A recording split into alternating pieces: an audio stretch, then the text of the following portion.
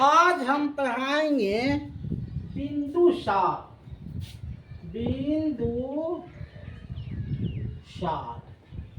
ये बिंदुसार क्या है? बिंबिसार नहीं, बिंबिसार दूसरा चीज था। बिंदुसार जो था चंद्रगुप्त मौर्य का बेटा था। चंद्रगुप्त मौर्य का बेटा था। हेलना माँ थी। हेलना जो साड़ी पहन के कह ढाई थी। और कुछ ही बोलता है, नाना था। सेलुकस नाना था। सिकंदर नाना हुआ। तो बिंदुसार जो था गद्दी पर कब बैठा? 298 में बिंदुसार गद्दी पर बैठा। इसका कुछ और नाम था। एक नाम था अभित्रोचेडा, दूसरा नाम था अभित्रघात, और तीसरा नाम था सिरोजिनिया बेबी। ये 3 नाम से ये जाना जाता था। ये जो है आजीविका संप्रदाय चलाया। आजीविका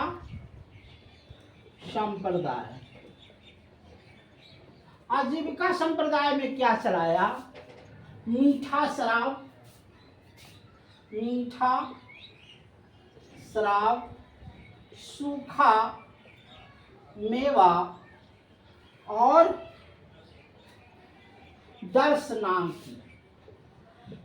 दर्शनी, ये सब चीज जो है इसने चलाया।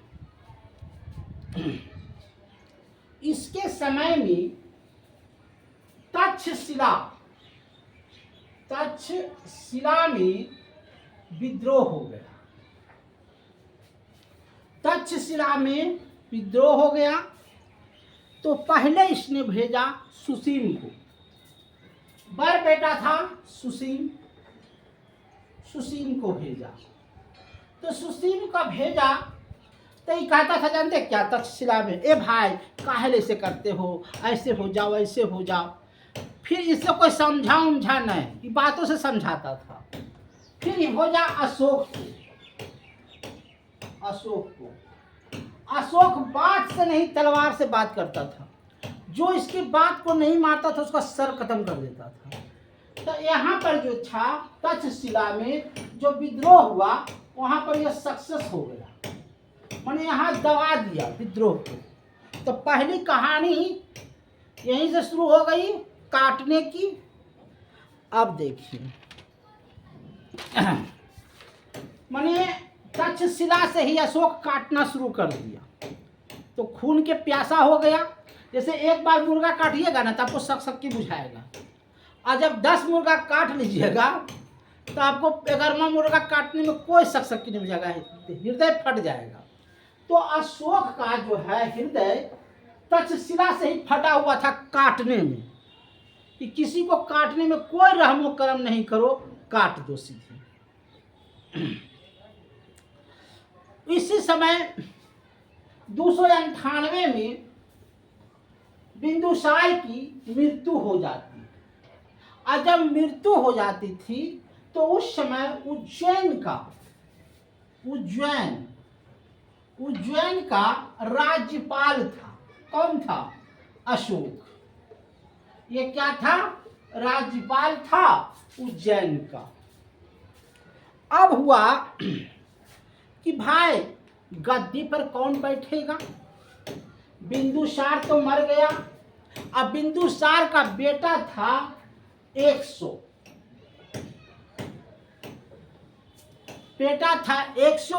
जिसमें बड़ बेटा का नाम था सुसीम। तो सुसीम माने क्या था जानते हो? इसने बौद्ध धर्म अपना लिया था। बौद्ध धर्म। तो इस हमेशा क्या करता था? बुद्धम शरणम गच्छामि, बुद्धम शरणम गच्छामि।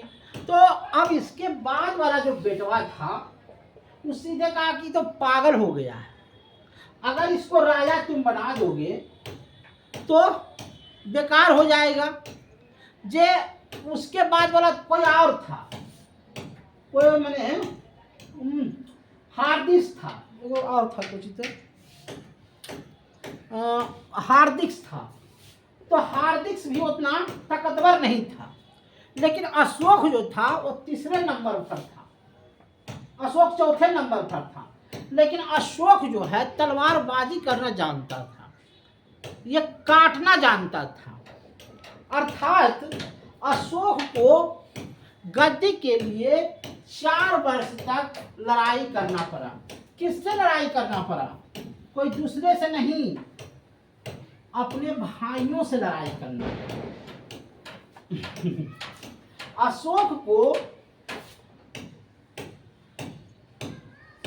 4 वर्षों तक अपने भाइयों से लड़ाई करना पड़ा, और इसने अशोक ने 99 भाई की क्या किया? हत्या किया। नहीं, 101 भाई था बिंदुसार का, 101 बेटा था, तो एक बेटा को छोड़ दिया। जो बड़का बुद्धम शरणम करता था ना, किस पगला को कहल मारेंगे, लेकिन 99 भाई का हत्या कर दिया। न रहेगा बास न बाजेगी बंसुरी।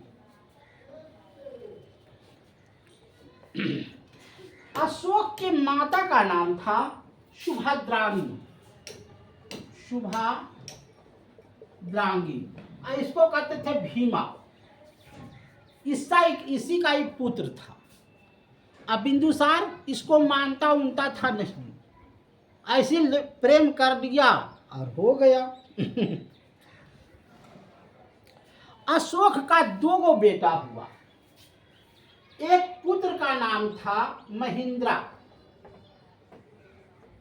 जिसको पटना से भेजा श्रीलंका, कहाँ? बुद्ध के प्रचार के लिए। और दूसरा नाम था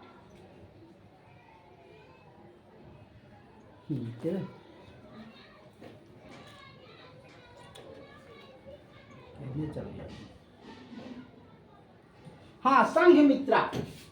पुत्री का नाम था संघमित्रा। पुतरियों को भेजा कि तू जाकर के श्रीलंका में प्रचार करो और बुद्ध का प्रचार करो।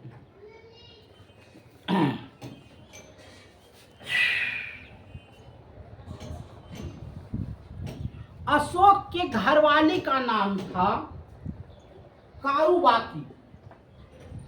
कारुबाकी ये था दूसरी पत्नी। प्रथम पत्नी को जला करके मार दिया था।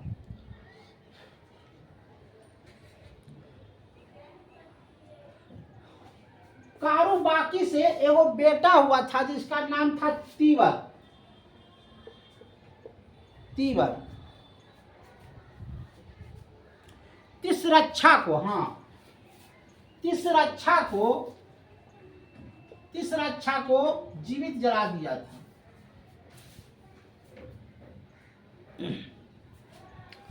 जब गद्दी पर बैठा, कब बैठा?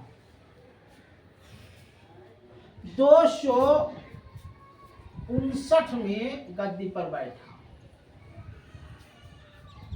269 गद्दी पर बैठा। 4 साल तक युद्ध किया, 209 गद्दी पर बैठा।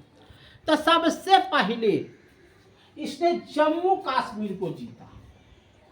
जम्मू कश्मीर, वहां पर ही श्रीनगर बोला जाता है, श्रीनगर को जीता। और वहां शिव का मंदिर बनाया। करा कुछ नहीं, वहां का राजा को कहा कि मार देंगे लेकिन शिव का मंदिर रहना चाहिए।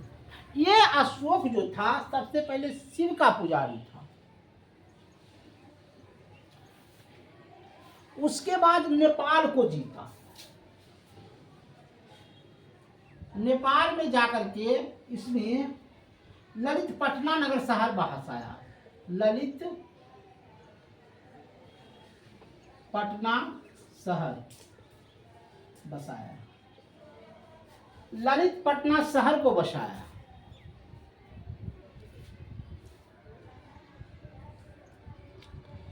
8 वर्ष बीत गया, 8 वर्ष बीता तो इसने कलिंग पर क्या किया, चढ़ाई करने के लिए मन बना लिया।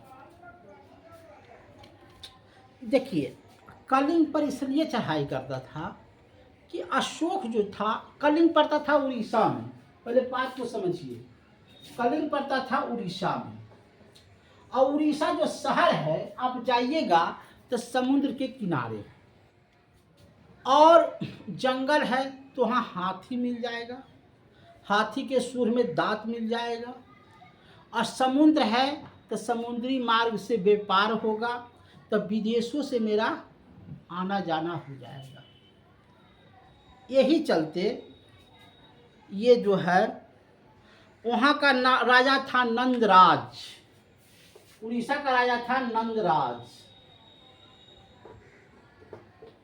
अब देखिए 261 में क्या किया कि अशोक इतना महान हो गया था, इतना महान हो गया था कि उसने कहा कि जो तुम्हारा विरोध करता हो, मेरी सेना को जो विरोध करता हो उसको काट।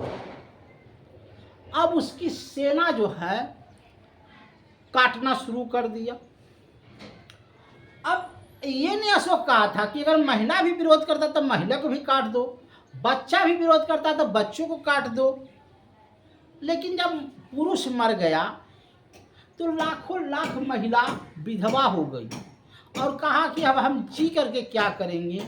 वो भी तलवार उठाई और वो भी अशोक के खिलाफ, सेना के खिलाफ लड़ाई लड़ी, उसको भी काट दिया।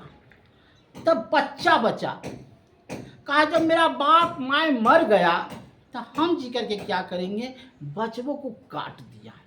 अर्थात उस समय 261 में कम से कम 1.5 लाख की लाश को काटा गया, 1.5 लाख लाश काटा गया।